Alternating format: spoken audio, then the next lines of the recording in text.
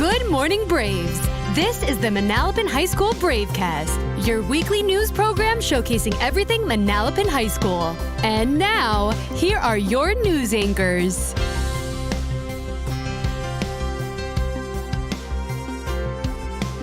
Good morning, Manalapan High School. Today is Friday, March 24th. I'm Emma Noonan. And I'm Jayla George, and welcome back to the Bravecast. As we continue through Women's History Month, we want to start off this broadcast by highlighting two female students that go above and beyond. Our first student is a senior, Maya Icavello. She's a passionate art student that endeavors to become a creative professional in the future. Maya had taken the initiative to create a project inspired by a famous female artist. Maya has also worked on several other impressive projects, such as designing and producing a stop-motion short film in Mr. Girardi's class, a custom-designed wall art for Mr. Philhauer's class, and several outstanding art pieces in Ms. Roberts' class. I have to say, the work that she put together to commemorate this month and other projects are absolutely beautiful. The Manalapan High School community appreciates all your hard efforts you've put into these projects, and we are so excited to see how your future Bravecast and BOTC project that you've been working on with Michael Leonardo turns out. I agree, and I can't wait.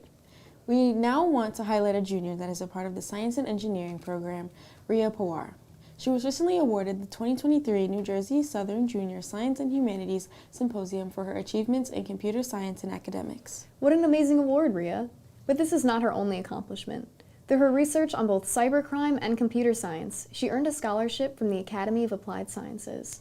We are all so proud of you.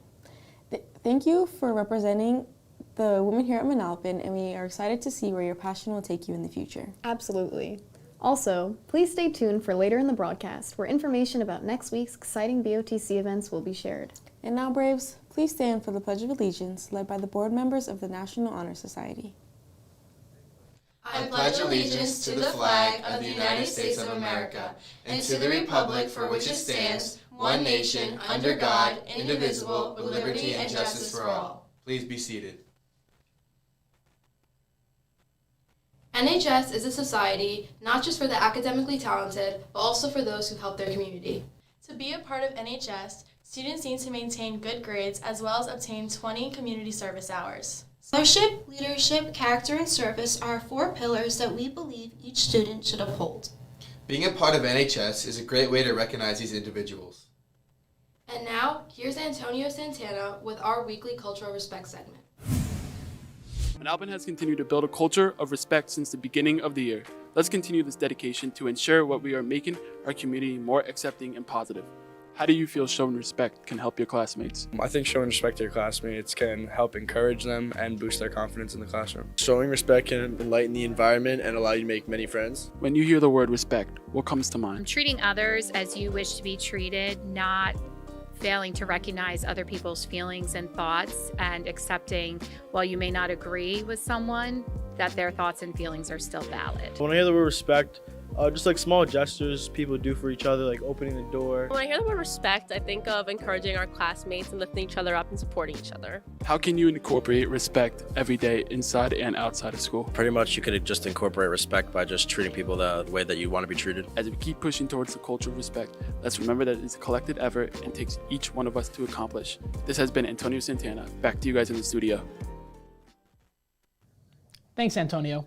This upcoming Wednesday, March 29th at 6 p.m., FRHSD will be holding their annual college fair at Freehold Township High School.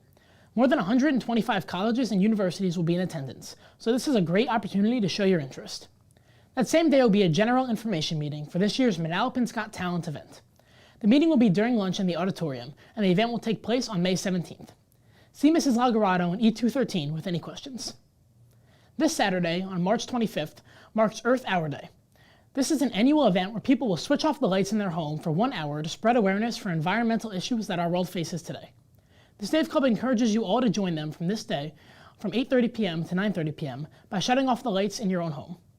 To learn more about the special event, scan the QR code on screen. Sophomores and juniors interested in applying to vocational school for next year, please reach out to your school counselor to ensure all requirements are met. The application deadline for vocational school is Sunday, April 2nd.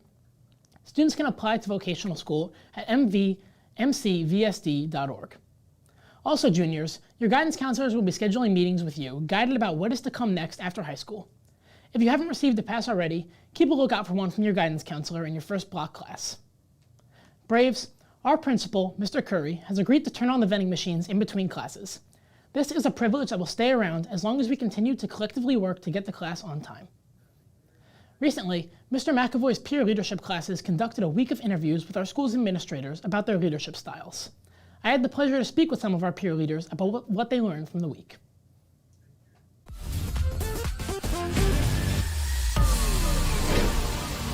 The Manalapan peer leaders have been avidly preparing to interview our administrators about their leadership styles. For the final day of interviews, Mr. McAvoy's peer class sat down for a conversation with our principal, Mr. Curry. What has been taking place in class this week? So recently in peer leadership, we've been interviewing administration to see how they respond to certain situations and how they handle different students, teachers, and what their leadership style is. We've been having special guests come in and we've been asking them questions about what their leadership role is throughout the whole school year.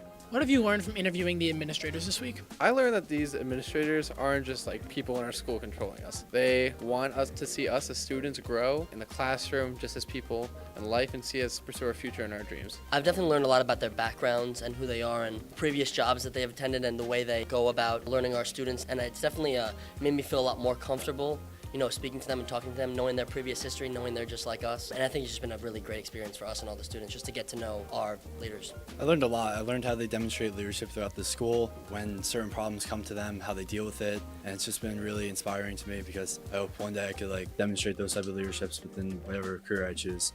Remember that as a senior, you can take peer leadership to get involved with opportunities like these. This has been Luca DeAndrea, and now back to you guys in the studio. Thanks, Luca. We now have some exciting news about April 4th's Battle of the Classes event. That's right, Rory. The March Madness attendance competition is still going on, and we are down to the Elite 8 teams. Make sure to be getting to class on time if you want your class to win. Penny Wars will begin this Monday, March 27th. In the main office, add coins to your grade's bucket to gain points, and add dollars to the other grade's buckets to subtract points from them. Spirit Days for BOTC are also coming up. Friday, March 31st will be Twin Day. Team members should dress up with a staff member to gain points. The entire team with their twins should come to the auditorium during lunch to their scheduled time on screen to take a picture. And for a special change, the team who wins the Spirit Day will be decided by a vote on the Manalapan Sika Instagram. Monday, April 3rd will be Costume Day. Team members' costumes must be handmade and approved. Support your grade by also dressing up, but remember that all costumes worn cannot include masks, accessories, in any way be dangerous or distracting. Doors will open at 6:45 a.m. for team members to finish getting ready and hang up their banners. Tuesday, April 4th will be Team Color Day. Please dress in your class color. And teams, once again, please come to the auditorium during lunch to have your picture taken. Finally, Wednesday, April 5th will be Champion Day, so everyone should dress in the color of the winning team. To attend BOTC, tickets will be on sale for $10 each Monday and Tuesday before school and during lunch in Times Square. Doors will open at 5:30 p.m. on April 4th. Now, Braves, at the Manalapan Rec Center, here are Dylan Devine and Stephen Russo with the weekly Bravecast Sports Report.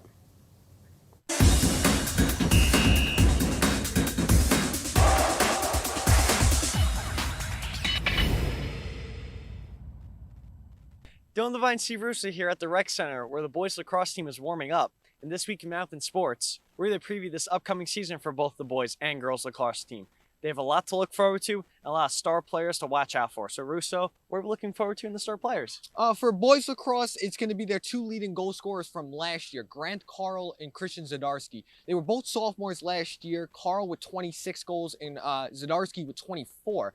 It was very impressive to see what two sophomores did. It was a young team last year, I will admit, but it's still impressive, and you do expect development from them. So it's going to be great to see what they could do on their junior year. To girls lacrosse, Noelle Murphy was a senior last year. She led the team in goals, and they're going to need to find new production, a new star, or a new look, like our new looks, Devine. They look pretty good. Emily Byrne had 12 goals last year. Great stuff by her. Great stuff by her last year, and she's got to pick that up this year and maybe have a little higher goal amount. So that's who I would look out for. There's a lot to look forward to from both teams. Moving over to basketball, a huge congratulations to Anthony Ledger for making first team all division, Jake Buckman for making second team all division, and Dylan Sullivan for making third team all division. Yeah, no surprise that they got these high honors. They were great all year for basketball. Great stuff by them. Now, and finally, a huge congratulations to Nicole Savage for committing D2 at St. Thomas Aquinas for soccer. Yeah, great. Also, high honors for her. Great stuff by her. Like I said, for boys basketball, she's going to do great stuff there. Can't wait to see. Good luck to her at St. Thomas Aquinas. And now, back to you guys in the studio. Thanks, Dylan and Steven. Hey guys, it's Jacob. I'm back on Bravecast. To continue the celebration of Women's History Month, this week's quote is from singer and songwriter Mariah Carey. If you believe in yourself enough and you know what you want, you can make it happen. If you work hard and if you believe in yourself, you can make all your dreams a reality.